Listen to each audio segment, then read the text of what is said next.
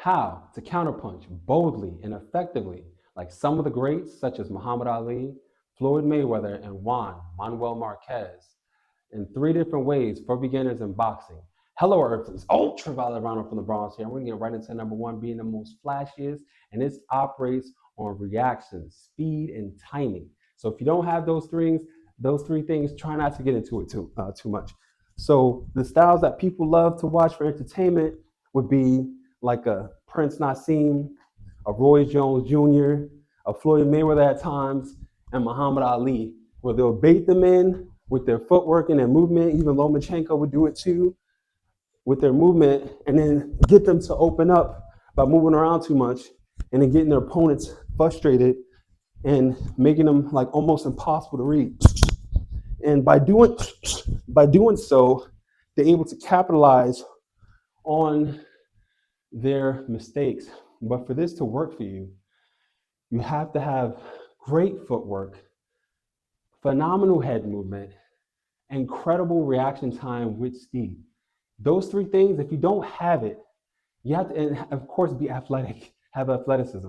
If you don't have it, do not try to operate on those things. Now, if you do and you train for it, go for it, and you worked on it during sparring or two-partner drills, it'll work for you. But this style comes at a cost, because usually by them dropping their hands a lot, what is open? And what is the number one rule in boxing? To keep your hands up at all times. So their hands are always down most of the time to lure their opponent in, and they're keeping their weight on that front foot so they can spring back and come with a counter if need be.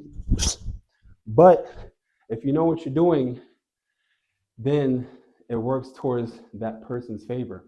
If you don't know what you're doing and you just watch a couple videos and you think you can emulate it very well, that is usually the person that gets knocked out and hurt. Now, number two is more of the winky right, high guard, Canelo Alvarez, Juan Manuel Marquez type counterpunching, where they'll be kind of aggressive and coming forward. And through coming forward, they're trying to bait their opponent in to punch in this manner, and they're still leaning their head forward. It's just that their hands aren't down, it's up. And by keeping their hands this way here, and they're leaning in, they can come with the counter very effectively and very subtly too, because their hands up. So they think the opponent just think they're going to try to block or try to come in very, aggressive and not thinking too much. But their opponent starts to throw, they let go, they catch, shoot, body, bam, body, bam. All right, so that's usually what happens. That's usually what happens with the high guard type style, and it works very effectively. It can be very safe if you know what you're doing. But the key thing with either of the styles, you still have to have good reaction time. You don't necessarily need speed. It's more of timing with the high guard, but you have to keep your eyes open and not be afraid of what's coming your way. And these styles work best, especially in a altercation that you may get into outside of the ring. If you need to claim self-defense, if a person try to hit you first and you hit them off your counterpunching that you've been developing and working on. Now, number three is a hybrid between the two. And you know who does that very well? Floyd freaking Mayweather, and as well as Shakur Stevenson. He does it very well too, and he doesn't get enough credit. But he'll go from the high guard, baiting them in through the high guard, and then out of nowhere start coming in with that Philly shells and throwing their opponent off in that manner. All right, because their hands are slightly dropped, but it's not all the way dropped. Because in the Philly shell, it is dropped, but it's in a very subtle way for defense, and they're more bladed. Because when you're more bladed, you're more defensively sound to throw your opponent off, so they can't hit you. But you can't get as much power on the punches when you're operating in that manner.